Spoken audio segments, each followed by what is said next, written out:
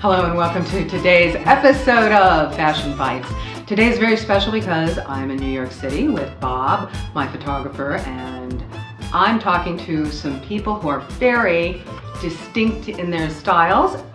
And this, ladies, is for you. You know that I don't normally talk about men's fashions, but today I'm talking to Bromley Steele, and he has obviously a wonderful sense of style. The vest, the tie, the things that ladies love when they see men dressed up. Bromley is a member of a group they call the Closet Dandies. Is that correct? That is correct. I'm going to let Bromley tell us, who are the Closet Dandies? They're straight guys that love clothes. How did you start? How did you get together? How did you discover each other? Well, it goes back a long way, knowing bunches of these guys. We, at one time or another, worked for Polo Ralph Lauren or shopped at Polo Ralph Lauren. And that sort of pulled us together. But then we started to take an interest in very, very classic looks. I'll give Mr. Lauren credit for saving Harris Tweed.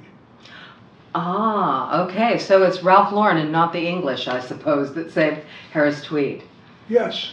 He did that over a number of years, but he had a love for tweeds, corduroy. Right, and it's that distinctive style that he started out with, which is preppy, but sort of upper class preppy, or even country club, or just refined. Some of us refer to it as Middle Atlantic, that it's sort of half Ivy League tradition and the other half very much the English country look. Credit to G. Bruce Boyer, because I think he coined the term Mid-Atlantic. He was for years a writer and editor at Town and Country.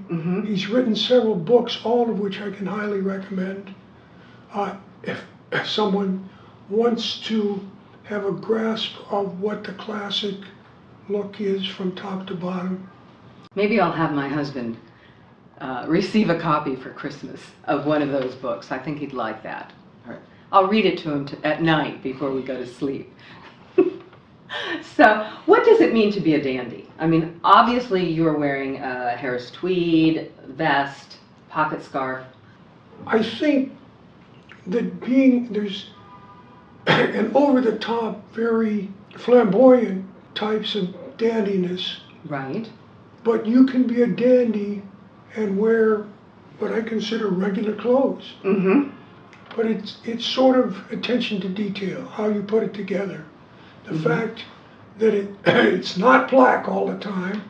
Amen to that. And it's fun because you take a few minutes in the morning to put your wardrobe together. And what happens is you're out on the town and you run into people you know, and the women all say, "Why can't you teach my husband to dress like that?" Maybe we'll entitle this segment, "Why can't you teach my husband to dress like that?" I think that'd be delightful. So what does it involve? I mean, you always dress nicely, you think about your clothes, so I think that entails having a fairly large wardrobe. I'm down to my last 20 sport jackets. Okay, so that's more sports jackets than I have. Or my husband has. So I've acquired them over 25 years, I guess. Well, even longer than that. I was a student in Britain in the early 70s, and one of my desires was to have a Savile Row tailor. Right. I wasn't the first in my family to do that. But I had the lowest budget of anybody. I was fortunate because some of the gents in my college had tailors, and when I told a couple of them what I wanted, they recommended a tailor in Savile Row who I had to go up 2 flights of stairs, but saved me over the years thousands of dollars because he wasn't the most expensive tailor in Savile Row. He was very good, and many of the people he employed independently to do the sewing after he made the patterns and cut the patterns and cut the cloth, he gets it to the tailor and the tailor does his sewing, he used the same tailors that the most expensive houses in Savile Row were using. So I really got a great deal, and it spoiled me for anything else. For the first time in my life, my clothes fit. And that really counted for a lot. In fact, the only prenuptial that Lila, my wife, and I had was that I didn't give up my tailor. Okay, now that's wonderful. So you're talking about having these suits, having jackets over a period of 25 years or so. That speaks to quality. That Absolutely. They're well made and they last. Hand stitched top to the bottom. Wow. And it's labor intensive. It takes about 40 hours to make a jacket. Mm-hmm. And that's the reason why they are so expensive today. And as wonderful that is, I doubt if I'll ever have that experience, but I would love to. But you also, you said you have a tailor here in New York. Yes, he's an English Savile Row tailor who opened a second showroom here. Okay. And then basically he had so much New York and business across the country, Denver, Dallas, Los Angeles, that he pretty much closed his shop in Savile Row. But he was at one time the vice president of the Savile Row Tailors. That is amazing. And very knowledgeable, extremely nice guy. Leonard Logsdale. If you have the money, you can't do better. And I think that we had talked a little bit about, you sort of have a cowboy past, am I right? Well, Or, yeah, I grew up wanting to be, my mother was so afraid that I would actually go out and become a cowboy. I was living mostly in Missouri. My dad was from Texas. And Roy Rogers was my inspiration as far as clothes. Okay. Because he had a fabulous wardrobe, and he had great style, more style, I think, than any other cowboy. He really was king of the cowboys. Right. And I think that it's interesting because if you look at America and American style, you do have Ralph Lauren's very establishment look, but you also have the cowboy culture where you have real unusual clothes. Cowboy clothes are a style statement, and it is possibly one of the most cohesive style statements in this country, because the cowboy is unique in this country.